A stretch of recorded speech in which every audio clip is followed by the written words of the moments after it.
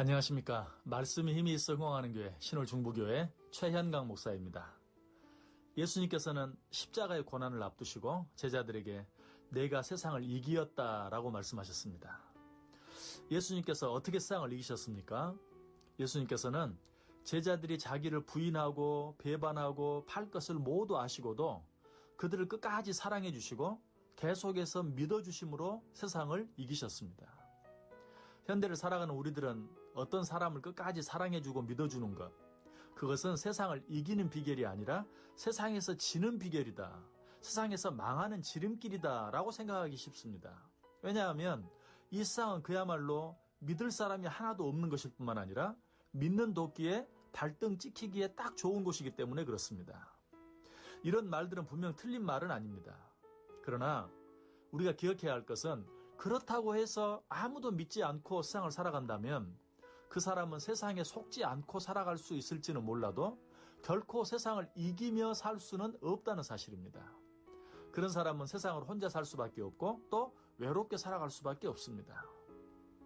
부모가 자녀들의 말이나 행동을 보면서 세상에 믿을 놈 하나도 없다고 했다. 부자지간에도 동업은 하지 말라고 했다. 내가 내 놈의 그 뻔한 속 모를 줄 아느냐? 라고 생각하고 자녀들을 끝까지 믿어주지 아니하면 그 똑똑한 부모는 자녀들에게 절대 속지는 않을 것입니다. 그러나 그것이 자녀를 이긴 것은 아니죠. 그러면 그럴수록 자녀는 더욱더 약아지고 악해질 뿐입니다. 결국에 그 가정은 걷잡을 수 없는 문제로 빠져 들어갈 수밖에 없을 것입니다. 그러나 반대로 뻔히 알면서도 속아주고 기다려주고 믿어줄 때 언젠가는 그 자녀가 스스로 깨닫게 되어 부모를 속인 것에 대해 미안한 마음을 가지게 되고 결국에는 돌아오게 될 것입니다. 부부관계도 예외가 아닙니다.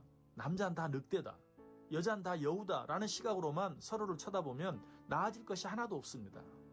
의처증, 의부증 환자를 만들어낼 뿐입니다. 그러나 피차간에 서로 믿어줌으로 한 번 더 사랑해주고 한 번 더 기다려주기만 하면 조금 삐딱하다가도 다시 돌아오게 되고 관계가 조금 소원해졌다가도 다시 뜨거워질 수 있게 되는 것입니다.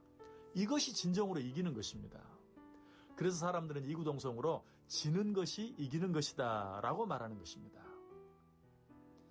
예수님께서도 제자들을 끝까지 사랑해 주시고 믿어주심으로 세상을 이기셨습니다. 예수님의 제자들은 부족한 것이 너무 많은 자들이었고 한없이 약한 자들이었습니다. 게다가 그들은 이기적이기까지 했습니다. 그래서 예수님과 함께 다니면서도 항상 동상이몽에 빠져 있을 때가 많았고 엉뚱한 질문으로 예수님의 마음을 아프게 하기 일쑤였습니다. 뿐만 아니라 기회만 있으면 누가 더 크냐 하는 문제로 다투기를 좋아했습니다. 모든 제자들이 다 그러했지만 베드로는 특별히 더 그런 부분이 많았습니다.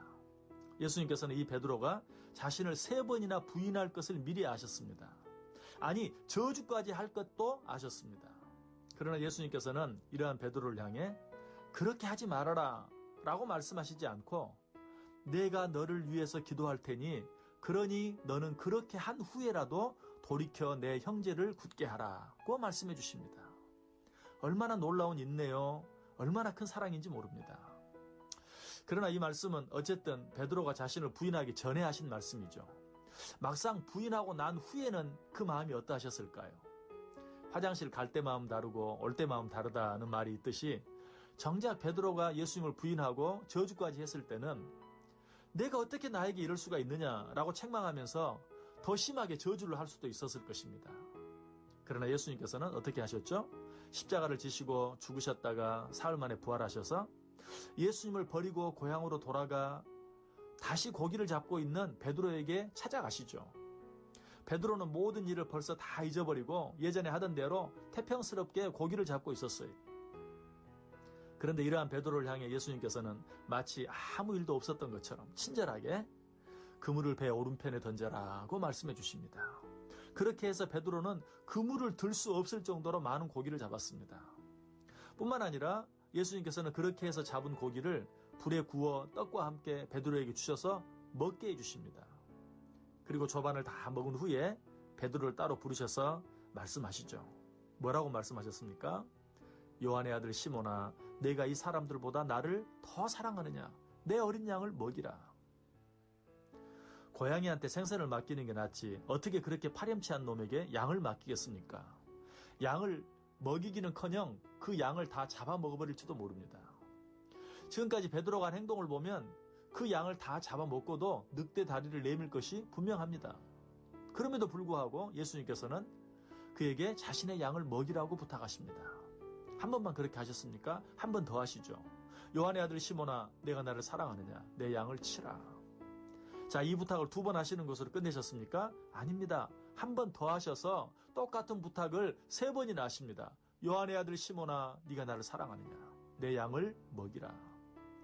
예수님께서는 자기를 3번이나 부인한 베드로에게 3번이나 내 양을 먹이라고 말씀하십니다. 예수님께서는 이처럼 자신을 부인한 베드로를 끝까지 사랑해 주심으로 그를 용서해 주셨을 뿐만 아니라 그를 끝까지 믿어주심으로 사명까지 맡겨주신 것입니다. 더 놀라운 것은 그 다음에 예수님께서 베드로에게 하신 말씀입니다. 내가 진실로 진실로 내게 이르노니 내가 젊어서는 스스로 띠뛰고 원하는 곳으로 다녔거니와 늙어서는 내 팔을 벌리리니 남이 내게 띠띠우고 원하지 아니하는 곳으로 데려 가리라. 무슨 말이죠? 베드로가 예수님을 위해 순교하게 될 것이라는 말씀입니다. 이 얼마나 놀라운 격려요, 얼마나 놀라운 축복입니까? 예수님께서 베드로를 이처럼 끝까지 믿어주셨을 때 베드로는 정말로 예수님을 위해 십자가를 거꾸로 지고 순교까지 할 수 있었던 것입니다. 사랑하는 청취자 여러분, 세상을 이기는 삶을 살기 원하십니까? 하나님께서 여러분에게 맡겨주신 모든 사람들을 한 번 더 사랑해 주시고 한 번 더 믿어주시기 바랍니다.